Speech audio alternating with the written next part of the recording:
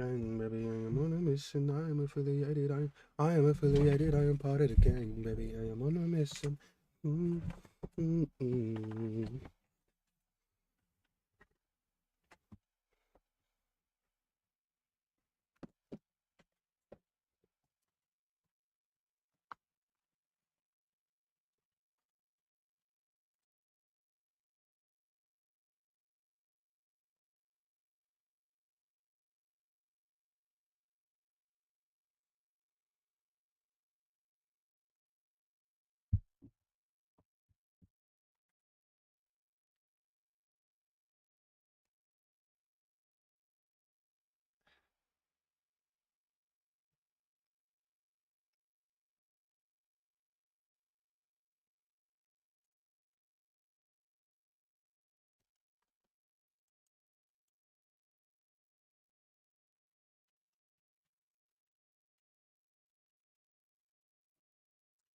God, oh my gosh, why did I not speak? Why the hell was I just silent for so long? Chat, what's up? How are y'all doing today? Are y'all good? Are y'all okay? Y'all fed?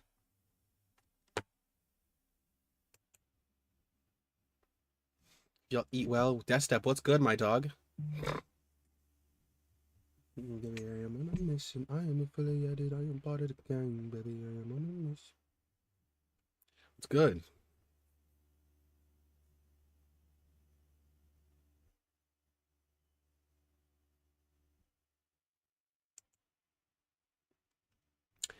I wonder if Reality gonna join us this stream or is she not? Hopefully she does.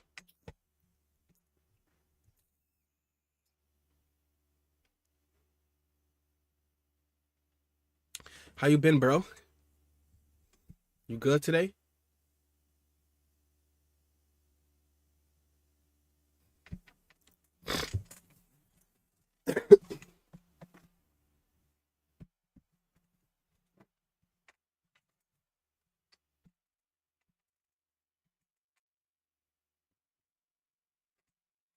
Mm.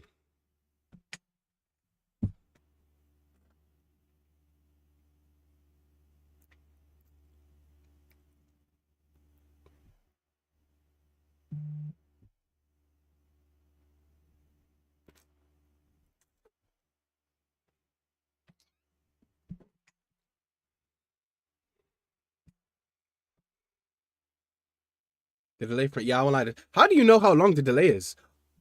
Oh yeah, because you can view in the mod section, is it? So for you, it's like the delay is much lower than, is it?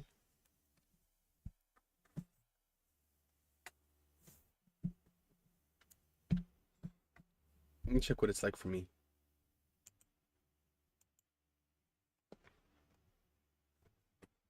One, two, three. Oh, it's 3 seconds. For me, it's 3 seconds. Maybe that's because I'm viewing it from the dashboard, though.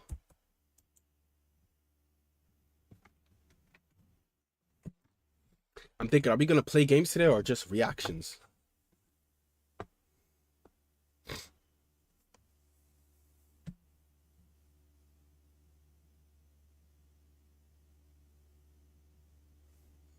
Damn, Desktop.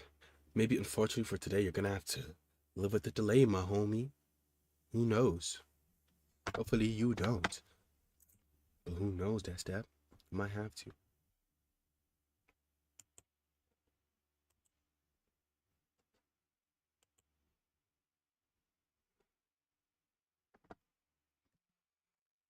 Mm?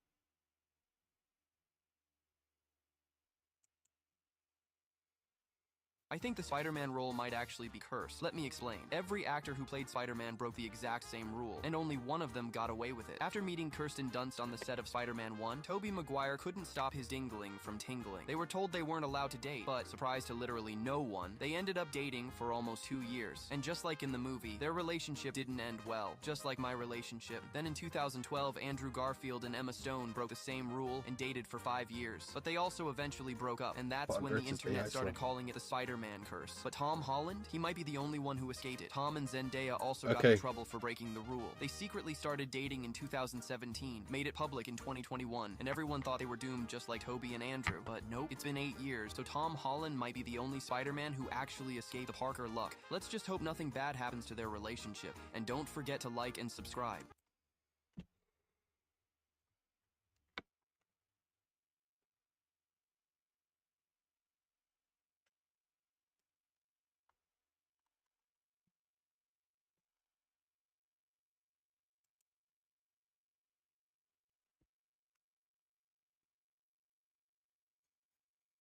From your coffee dripping to your muscle pumping era, with Vinted's new categories, you can now sell all the items they left behind. Don't use it, sell it.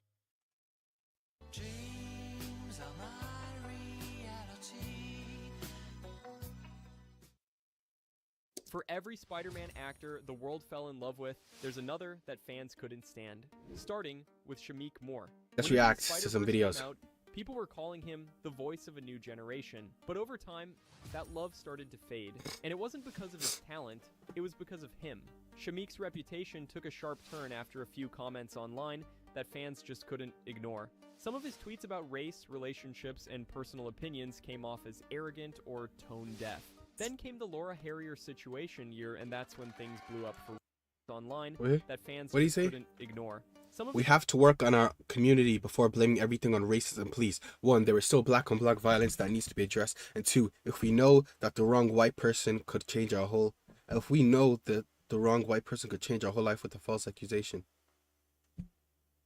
What? I'm assuming that's an unfinished, like, tweet. That's just it. tweets about race, relationships, and personal opinions came off as arrogant or tone-deaf.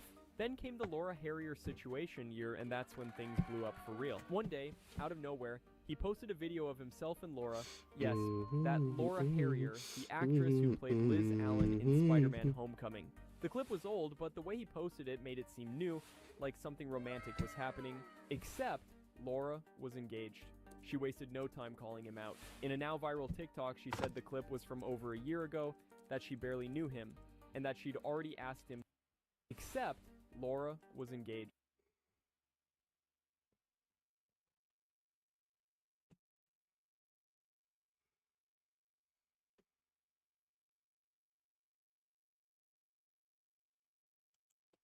She wasted no time calling him out. In a now viral TikTok, she said the clip was from over a year ago, that she barely knew him, and that she'd already asked him to take it down. So I texted him. We're not close, like I know him just from around. And I texted him, hey, can you take this down? I'm not sure why you would post that. Also, I'm literally getting married, and I don't like this insinuation that there's something going on between us, if that was your intention. The internet exploded. Fans flooded his comments, with one fan commenting, "They need to hurry up and make Beyond the Spider-Verse." That there's something going on between us, if that was your intention. The internet exploded. Fans flooded his comments, with one fan commenting, "They need to hurry up and make Beyond the Spider-Verse. He's gonna crash out any day now. I can feel it." Even his attempts to explain himself didn't land right. The tone was defensive, the timing was off, and fans felt like he was trying to educate everyone instead of listening. I feel like this was a misunderstanding, though. I apologize for the But misunderstanding. who knows? Bro, you wanna know what's crazy about this? Then, This is probably a humiliation ritual, bro. Dude was Kevin Lowe to influence. You know, he's super famous in Marvel. This is probably a humiliation ritual, bro. Bro probably would have got fired from Spider-Verse if he didn't do this. as if that wasn't enough, came the Haley Steinfeld situation.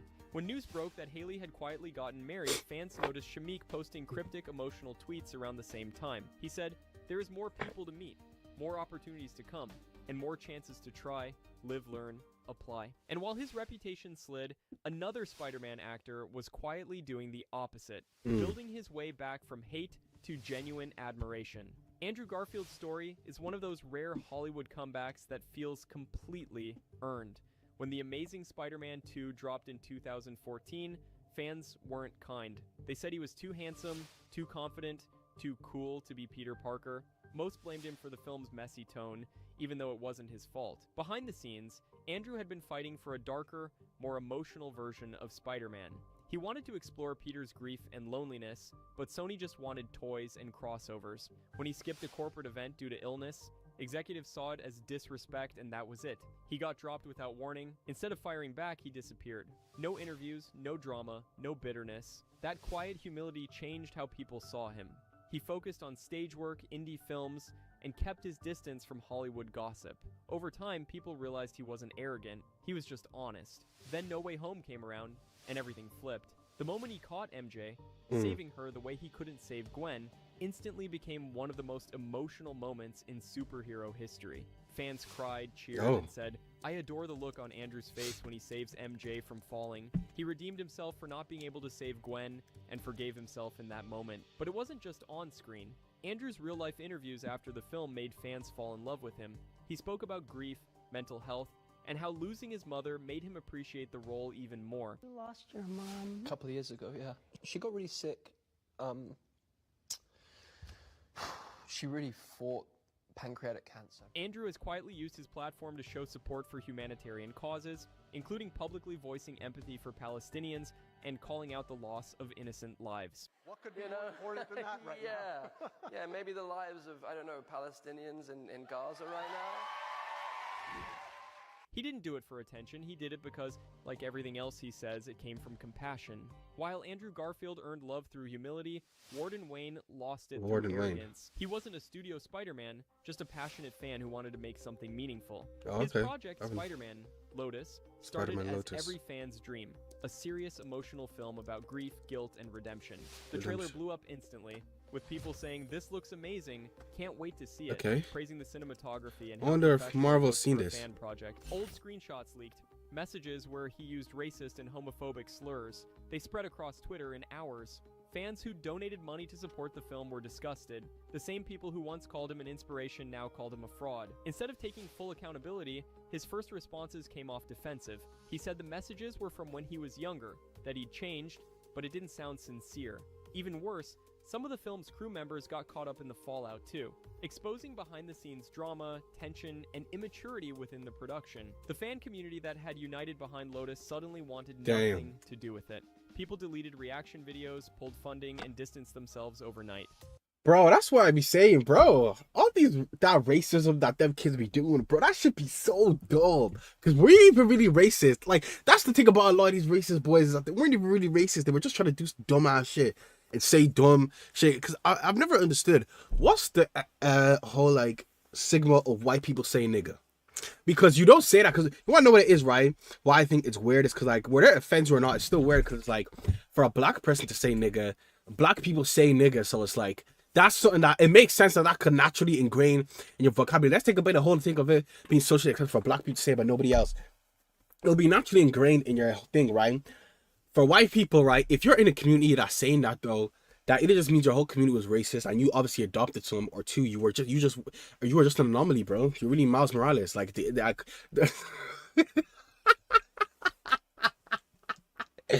you're really just a mouse, bro. You're really just an anomaly, bro. Because, like, bro, no one forced you to be racist like that. You see, like, what it doesn't make sense to me when they do all that shit as well, right? It's because it's like, bro, a lot of sentences you could just say, like, they forced the nigga in there. Like, you're not saying that naturally, bro. Even when they just be saying it sounds so forced. It's like when your little brother curses one time in front of you, you don't react. Now he just starts cursing all the time, and it just sounds so cringy. It's the film's director, Gavin, and they always comes back and bite them, and you wanna know what I notice is, bro, they always end up becoming famous, bro, and they end up in this situation. They become famous, and then they should bite some of the ass later on, and then they have to make some big ass apology about how to take accountability. They lose all their brand deals, and then they F off into space, all because they had to be racist for no reason, and they had to force themselves to be racist. But it was too late. The project became known not as the fan film that changed Spider-Man fandom, but the one that embarrassed it. When Lotus finally came out, barely anyone cared.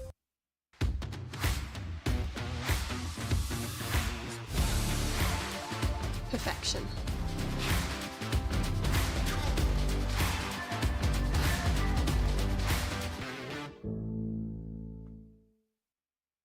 Detective Raven, this is the Mercy Capital Court. You're before this court today charged with the murder of your wife.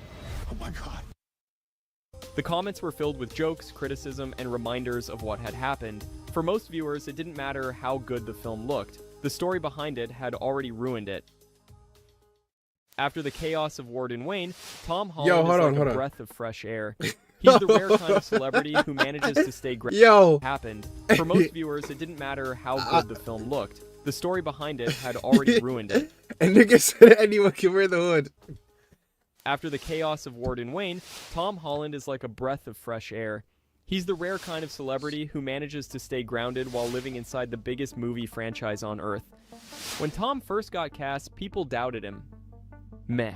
He was my backup choice, but still disappointed. Really disappointed. But over time, that innocence became his biggest strength. Fans watched him grow up in real time, and not just as Spider-Man, but as a person. So how long have you been acting? It'll actually be 10 years in 11 days. 10 years. Wow. Yeah. Behind the scenes, he's exactly what people want from a real-life Peter Parker. Humble, funny, and self-aware. He doesn't pretend to be perfect. He laughs at his own mistakes, spoils movie plots by accident, and always comes off like a normal guy who just got lucky doing what he loves. Off camera, fans love him for how he handles fame. He's been open about needing breaks from social media, admitting it affects his mental health. He's also publicly defended Zendaya from toxic online hate, always treating her with respect instead of turning their relationship into clickbait. It's small things like that that keep people rooting for him. When No Way Home came out, his performance hit differently. For the first time, fans saw him deliver real pain, loss, and maturity. The emotion felt raw because Tom poured himself into it. He wasn't just playing Spider-Man anymore, he became one. Are you okay? Somebody help, I need an ambulance, please, somebody. What happened? Nothing happened. You're okay. Even outside the MCU, his choices prove he's not just chasing fame. He's done grounded roles in Cherry and the Crowded Room, showing he's willing to take risks that challenge him instead of coasting on Marvel hype. That's why fans trust him. They've watched him handle success with the same honesty he brings to every interview. And after years of drama surrounding other Spider-Man actors, Tom is the one people look at and say, that's how you do it right. If Tom Holland is the definition of balance, Japanese Spider-Man is pure chaos. Back in 1978, Toei, the same studio behind Power Rangers, made their own live-action Spider-Man series starring Shinji Todo.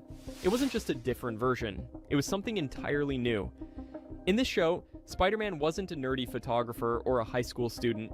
He was a motocross racer who gained powers from an alien named Garaya, piloted a massive robot called Leopardian, and fought space villains in full tokusatsu fashion. It was wild. Explosions, robots, and over-the-top fight scenes every few minutes.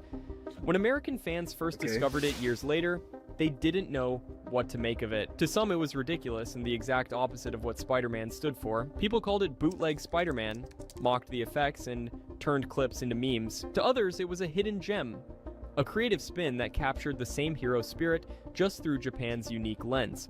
Shinji Todo, the actor behind this version, became a cult icon in Japan.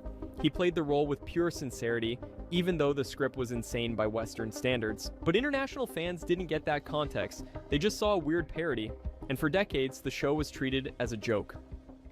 After all the chaos, controversy, and experimental versions of Spider-Man over the years, it always circles back to one man, the original, the blueprint, the calm at the center of it all, Tobey Maguire.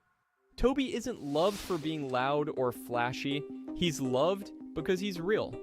The rare kind of actor who lets the work speak for itself. Okay. Even in an era when every celebrity fights to stay relevant online, Tobey disappeared and somehow became more iconic because of it. Tobey Maguire. Tobey Maguire. That's Tobey Maguire.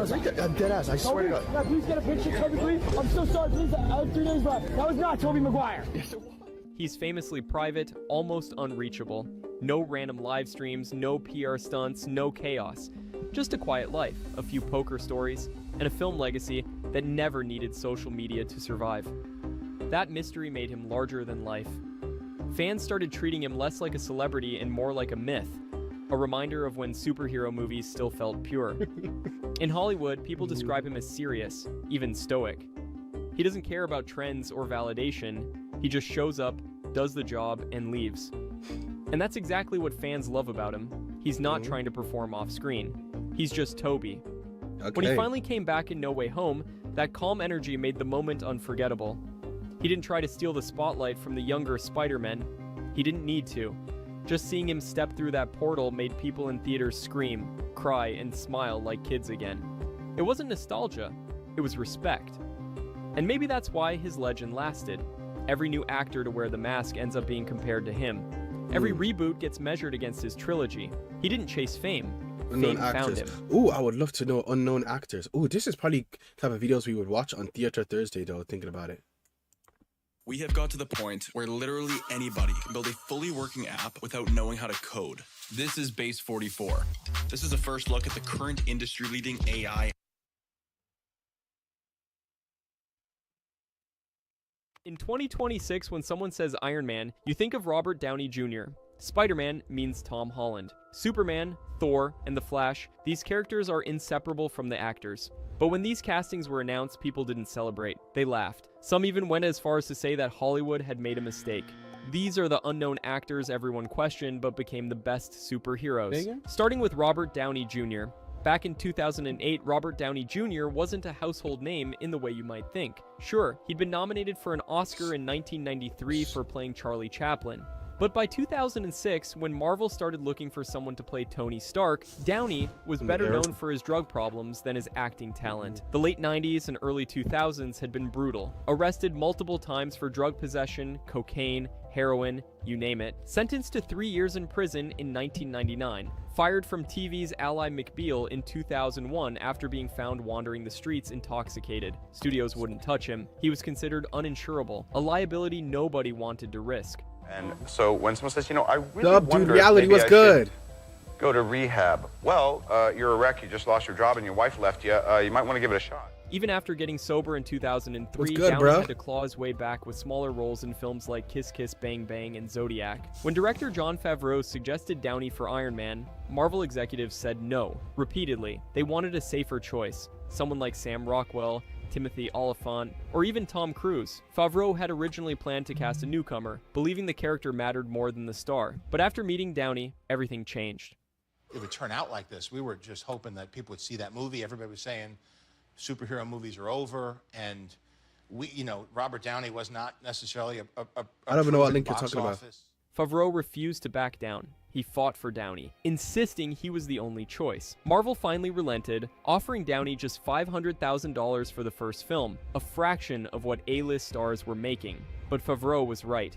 From the moment Downey appeared on screen, he didn't just play Tony Stark, he became him. The wit, the charm, the vulnerability beneath the ego, Downey brought everything Tony Stark needed to feel real. Iron Man earned over $585 million worldwide, launching the Marvel Cinematic Universe and turning Downey into one of the highest paid actors in Hollywood. By the time he appeared in the Avengers, his salary had jumped to around $50 million.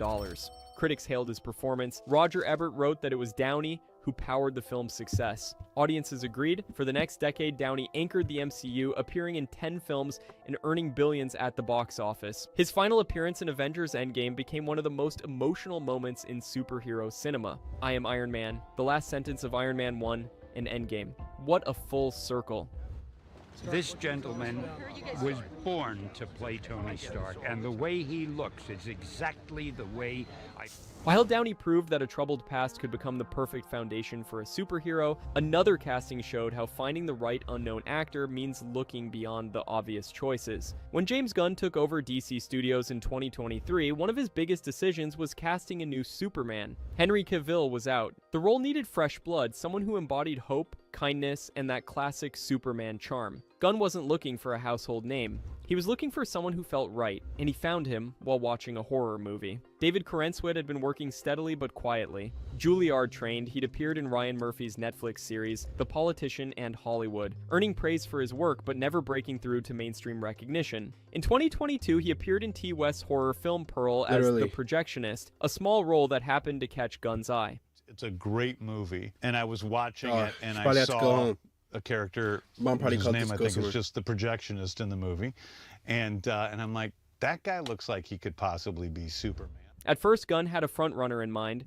but their audition tape wasn't very good. Then he watched Corenswet's tape. And David Corenswet, I watched him, and he was amazing, and I'm like, oh my God, the guy's funny, which I didn't imagine from watching. Mia's funny in this movie, but David's not very funny. Corenswet himself was shocked. He'd almost played Adam Warlock in Guardians of the Galaxy Vol. 3, but lost the part to Will Poulter. Now, years later, Gunn was offering him something even bigger. When Gunn called to offer him Superman, Corenswet was filming Twisters. He could barely believe it. Interestingly, Corenswet had joked about wanting to play Superman before it ever became a reality. He'd even mentioned his resemblance to Henry Cavill in interviews, saying his pie-in-the-sky ambition was to play the character someday. It wasn't just a dream anymore, it was happening. The casting was announced in June 2023. Fans noticed Corenswet's impressive physicality. At 6'4", he matched Christopher Reeve's height perfectly. He's charismatic, gorgeous, and exudes a heroic aura. This is 10/10 casting. But what mattered most was what Gunn saw in him: warmth, humanity, and that quality that makes you want to give Superman a hug.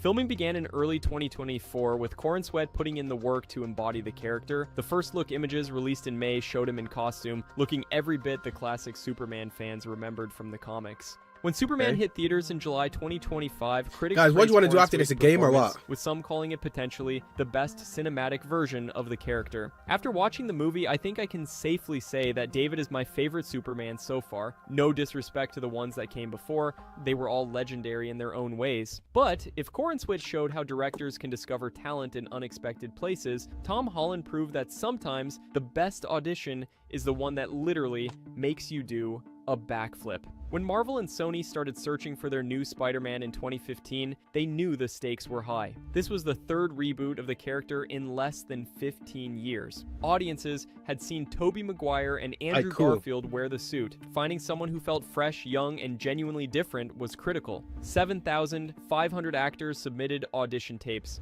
7,500. Marvel narrowed it down to 200 in-person meetings, then whittled that down to a handful of finalists. Asa Butterfield, Timothée Chalamet, Liam James, and a British kid named Tom Holland was only 19. Walking into a room with Robert Downey and into a room with Chris Evans, that's got to be terrifying as an actor. Like, you're walking in with probably your childhood idols. Barely known outside the UK. He'd appeared in the disaster film The Impossible alongside Naomi Watts, earning praise for his emotional performance, but American audiences hadn't really discovered him yet. He'd also worked with Chris Hemsworth in the Heart of the Sea, though he wasn't the star. When Holland auditioned, he brought something no one expected: his background as a dancer and gymnast. During his audition, he asked if he could try a backflip. Fight choreographer James Young was there and cautioned against it, but Holland went for it anyway.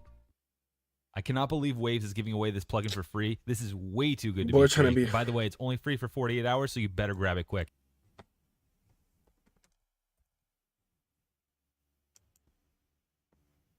No one expected, his background as a dancer and gymnast. During his audition, he asked if he could try a backflip. Fight choreographer James Young was there and cautioned against it, but Holland went for it anyway. Tom, we got even luckier because we found a kid who not only is a great actor, but he also can do a standing backflip.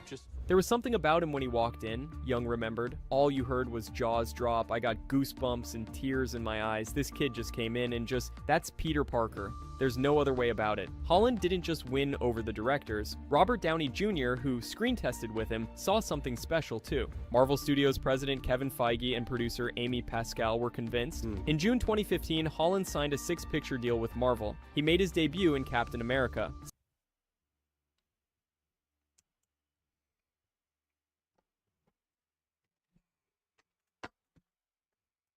Too. Marvel Studios president Kevin Feige and producer Amy Pascal were convinced. In June 2015, Holland signed a 6-picture deal with Marvel. He made his debut in Captain America. Civil War in 2016, stealing scenes from veterans like Downey and Chris Evans.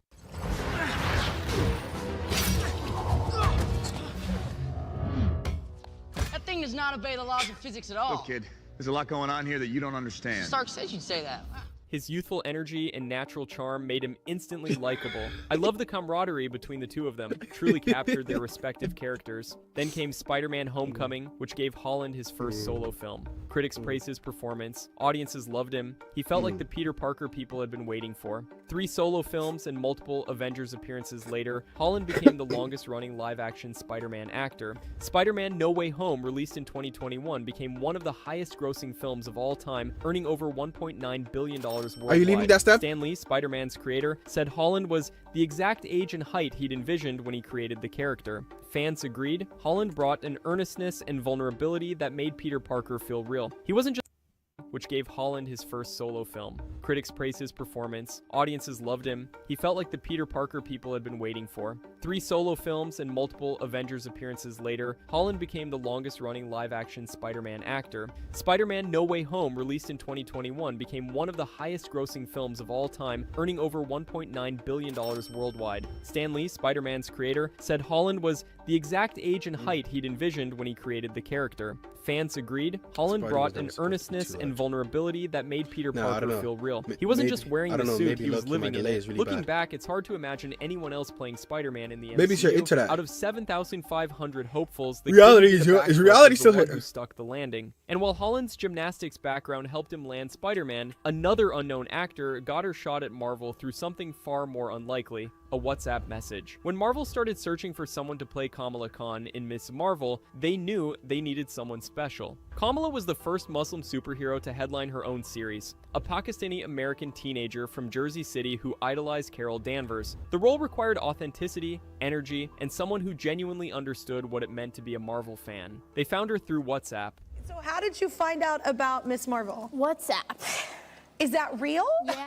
Iman Vellani was 18 years old, finishing her last year of high school in Markham, Ontario. Is She had it no is professional the delay acting for you bad? experience. She'd done some theater in high school, but that was it. Her plan was to attend art school and focus on integrated media, not become an actress. Then her aunt forwarded her a casting call for Ms. Marvel from a WhatsApp group. Vellani looked at it and thought it was a scam. The message was just a plain white page that said Ms. Marvel Disney Plus. My aunt was part of a group chat that she never opens. One day she decided to, and there was like the Miss Marvel casting call, and it was like a blank page. Miss Marvel sent headshot and resume to this email. Super sketchy, so obviously I did it. She almost didn't submit. Fear of failure held her back. But then she thought about her 10-year-old self, the girl who dressed up as Ms. Marvel for Halloween, who loved the comics because Kamala's life looked like hers. She told herself, my 10-year-old self is going to hate me if I don't do it. She sent in a self-tape just hours before the deadline. Vellani had an in-person screen test in February 2020, then a virtual one over Zoom in June 2020 due to the pandemic. On her last day of high school, during COVID-19 graduating remotely, Vellani got the call. She'd landed the role.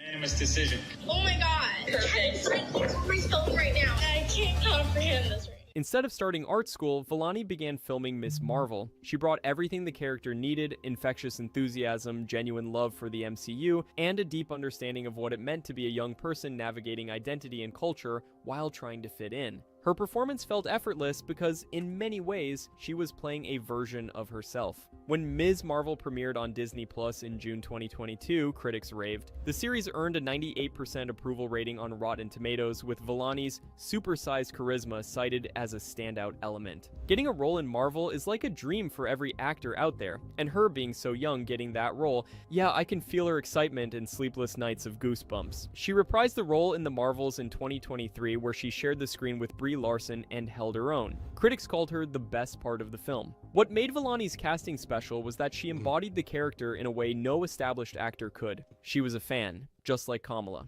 She's way bigger than me.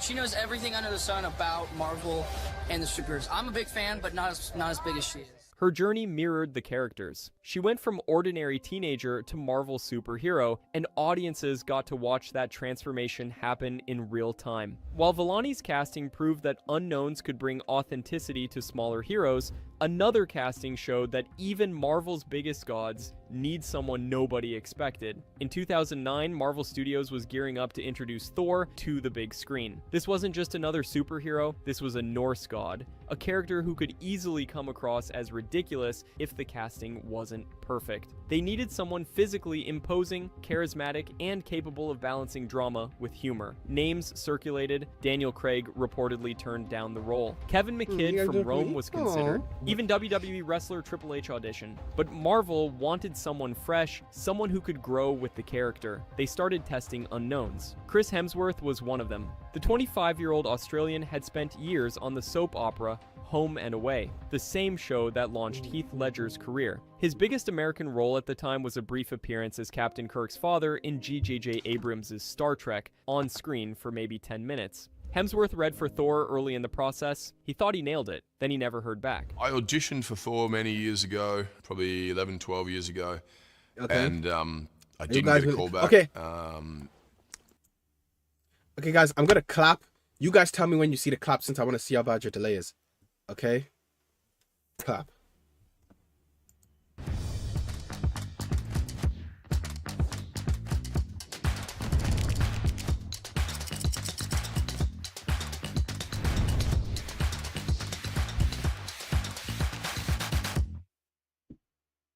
Stop taking meeting notes and let ClickUp AI note. Damn, your delay is kind of mad. I'm not gonna lie. Focus on your meetings.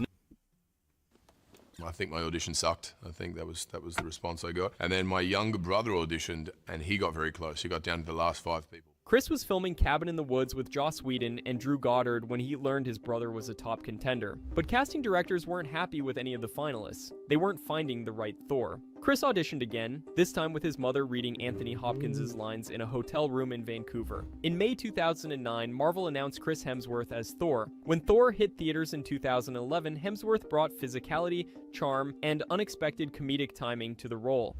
Brother, whatever I have done to wrong you, whatever I have done to lead you to do this, I am truly sorry. Director Kenneth Branagh's choice to cast him paid off.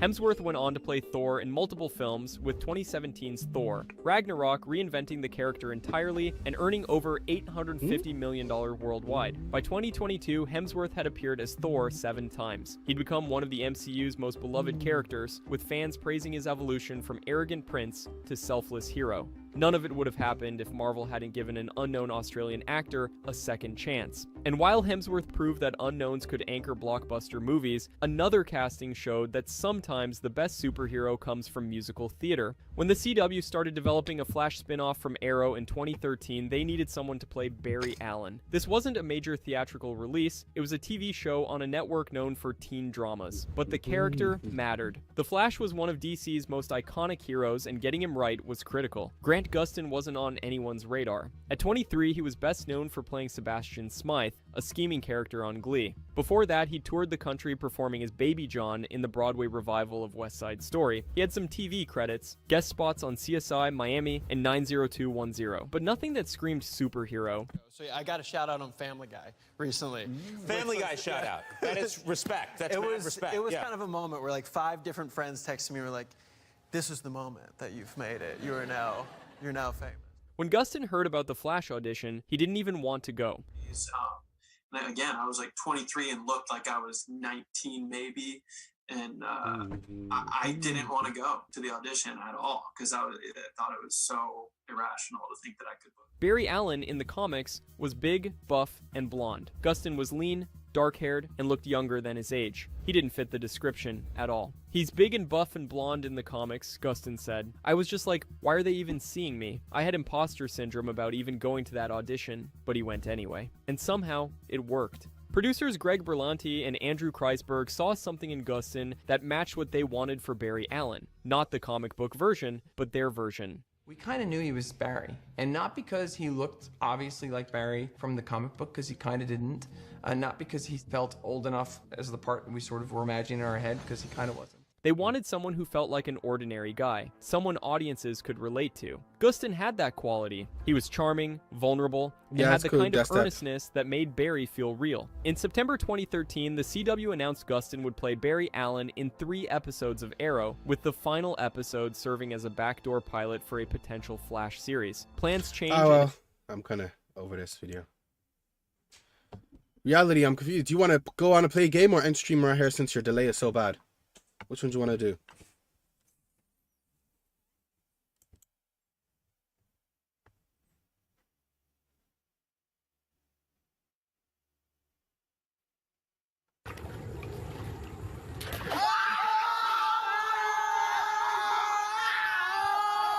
Does have spoilers.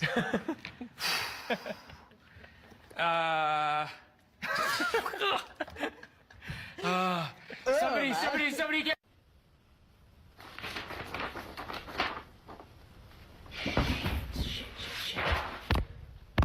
No.